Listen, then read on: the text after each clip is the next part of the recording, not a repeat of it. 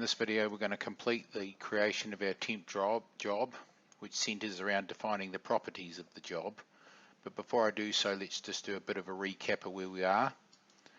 So prior to this, and I'll just go right back to the start. Prior to this, we started with our temp job header, where we determined contact, worksite, supervisors, approvers of timesheets, invoice recipients, and recruiter, order numbers.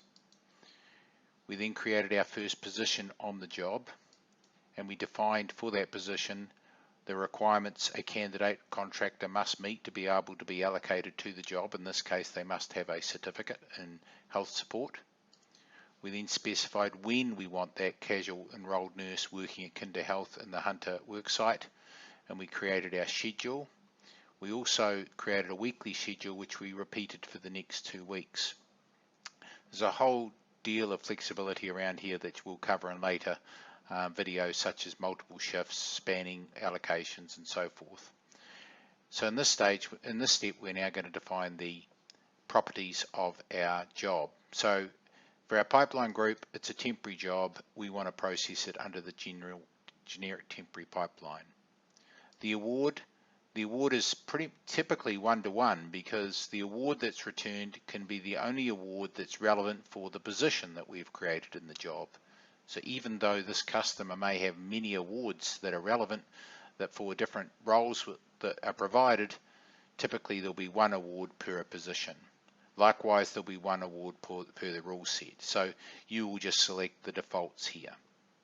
The same with the timesheet settings, because these are the award, the rule set, and the timesheet settings are all determined by the position that we have selected for the job.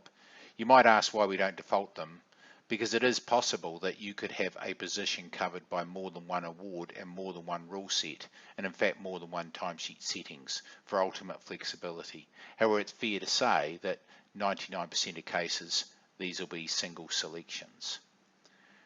Now we specify what is the process period group. Remember that a process period group is essentially the pay frequency, and we select and the only options we get are those that we have defined on the account.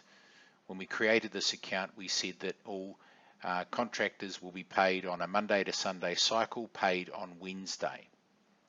Now a customer can have different pay frequencies that they want you to pay under, and that would provide you with the ability to select more than one option here. But again, as with nurses and rule sets, as with awards, rule sets, and timesheet settings, typically it's a one-to-one, but it doesn't have to be. Public holiday group, again defined on the customer. The invoice period group, again defined on the customer. But hopefully I've illustrated here that you could have one customer could have many different invoice frequencies, and maybe that invoice frequency is different depending on the job. This is where you select which of the frequencies. And then you will recall when we created our customer, we determined our base rates. We determined the pay rate and charge rate for our base rate. We've chosen our super rate, and I could create our work cover rate, which why don't we do that now? So this is where you're actually overriding rates for this particular job. I'm going to show you how we can view the different values of this job in a moment.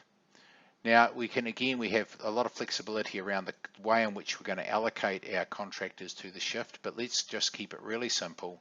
It's fill all shift, which means for our 5 days that we want, the Monday, Tuesday, Wednesday off, Thursday, Friday, Saturday off, Sunday, in this job, the same contractor must be allocated for all the days and all the shifts in that schedule, but they don't need to be. But that is what we're doing for this example.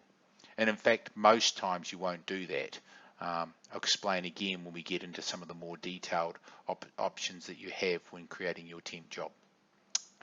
So when we create the temp job, we want to generate our timesheets automatically. So what this means is that we're going to create the timesheets based on the schedule.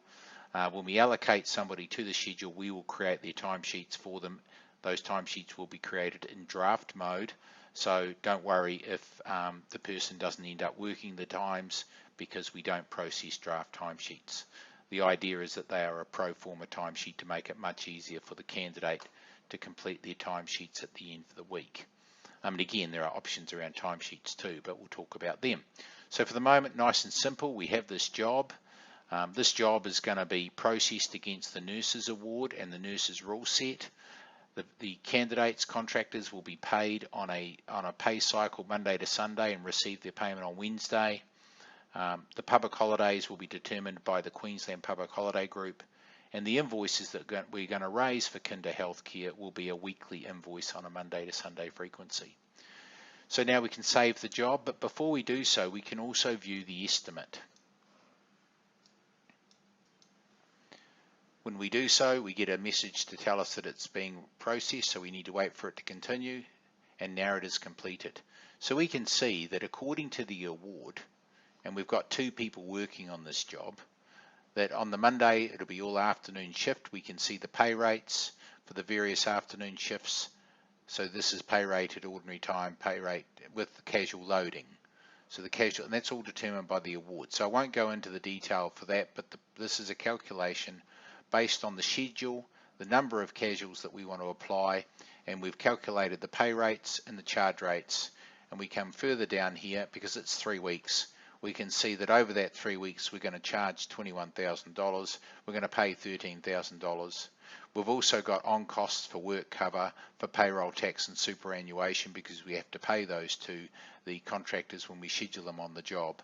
And then we're able to return, and we can see what the margin is that we can earn for providing labour under this particular job. So we say, are we happy? We can accept it, or we can create override fixed bases. That's a conversation for another video, but for the moment, straight out of the award, returning the rates for the customer, we can calculate the total invoice charge, pay charge, and on costs. Now, of course, this might not be the final outcome, because maybe the contractors will not quite work the times we scheduled them to work. Maybe they'll finish late on some days, maybe finish early on some days. So this is just an indication. It's a good check to make sure that you're getting the margin that you expect. So there's an opportunity for you to sort of do a bit of a reasonableness check that the numbers make sense. So we say we're happy with that, we accept and save, and we now save the job. So this is saving the job, and it's creating the schedule that we are then going to allocate our contractors to.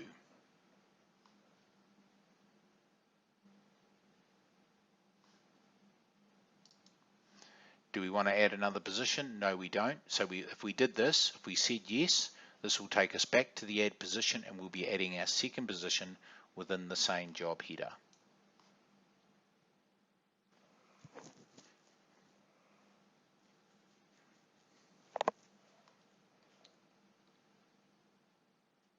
And now you can see we are presented with the slots that we're going to want to allocate to our contractors.